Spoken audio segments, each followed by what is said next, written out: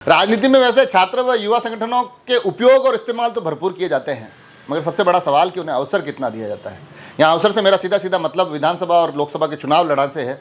राजस्थान के हालातों पर अगर जिक्र करूँ, उसकी बात करूँ, तो यहाँ इस मामले में कांग्रेस भाजपा पर भारी पड़ती है। कांग्रेस ने अपने युवाओं को ज़्यादा अधिक अवसर दिए हैं, और यहाँ अवसर देने की जो मैं बात कर रहा हूँ तो मैं ये बड़ा स्पष्ट कर दूँ, यहाँ अवसर देने से मतलब यह है कि समय पर अवसर दे दिया जाए कि जब वो छात्र राजनीति के दौर से गुजर चुके हो, युवा मोर्चों में रहकर अपनी उपयोगिता साबित कर चुके हो, तो फिर उन्हें समय पर अगर अवसर दिया जाएगा तो लंबी और बेहतर राजनीति कर पाएंगे। चीज़ों को समझने का, चीज़ों को संभालने का उनके पास वक्त होगा। तो ऐसे हालातों पर अगर नजर डालें, वैसे राजस्थान में अगर ये देखा जाए कि एक समय ऐसा भी था कि छात्र राजनीति से जुड़े बड़े बड़े चेहरे इस राजनीति के केंद्र में होते थे। फिर कांग्रेस की तरफ से चाहे अशोक गहलोत का जिक्र हो जाए, भारतीय जनता पार्टी में जाते जाते राजेंद्र सिंह राठौड़ बड़ा नाम निकल कर आते हैं, गजेंद्र सिंह शेखावत भी छात्र राजनीति से आए हैं। मगर समय पर अवसर किसे दिया जाए गया, ये बड़ा महत्वपूर्ण होता है। ऐसा लगता है कि भारतीय जनता पार्टी अब उस परिपाटी से थोड़ी दूर हो गई है। कांग्रेस अब अपने युवा चेहरों पर दाव खेलने के मामले में आगे बढ़ती दिखाई दे रही है। अगर विधानसभा चुनावों का जिक्र करूं मैं, तो बड़े स्पष्ट तौर पर देखा जाए, अभिमन्यु पूनिया, उनको चुनाव लड़वाया गया जो कि छात्र संगठनों से निकल कर आए थे। वो अगर मैं बात करूं वहाँ, तो मुकेश भाकर दिखाई देते हैं, दूसरी बार विधायक बने हैं। रामनिवास गवारिया, वो भी छात्र राजनीति और छात्र संगठनों से जुड़े हुए काफ़ी समय तक रहे हैं।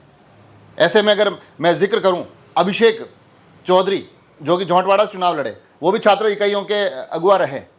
गणेश गोगरा का जिक्र किया जा सकता है।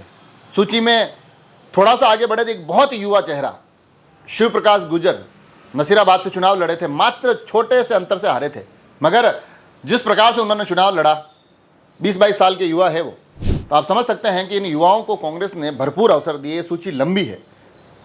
फिर लोकसभा के चुनाव पर अगर आए तो यहाँ पर भी फिर चाहे वो अलवर से ललित यादव हो जो छात्र राजनीति का दौर देखकर आगे आए हैं, या फिर सीधा सीधा अनिल चोपड़ा हो, जयपुर ग्रामीण से चुनाव लड़ रहे हैं, बड़े युवा चेहरा है।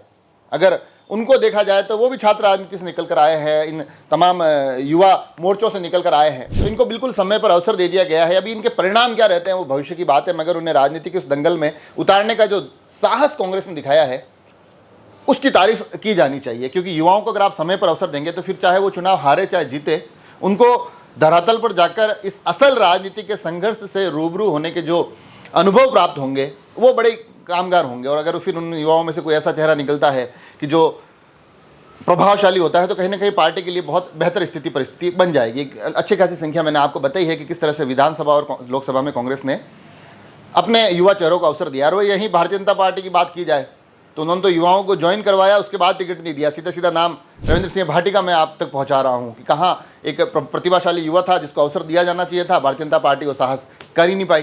उसके अलावा भी अगर देखा जाए तो उनके अलग अलग मोर्चों के जो जिलाध्यक्ष हैं, अलग अलग मोर्चों के जो प्रदेश अध्यक्ष हैं, अगर युवा राजनीति जो छात्र राजनीति से निकल कर आए हुए चेहरे हैं, जो ताज़ा ताज़ा, पुराने चेहरों की बात नहीं कर रहा हूँ, उनमें से ज़्यादा चेहरों को अवसर दिया गया हो ऐसा दिखाई देता नहीं है।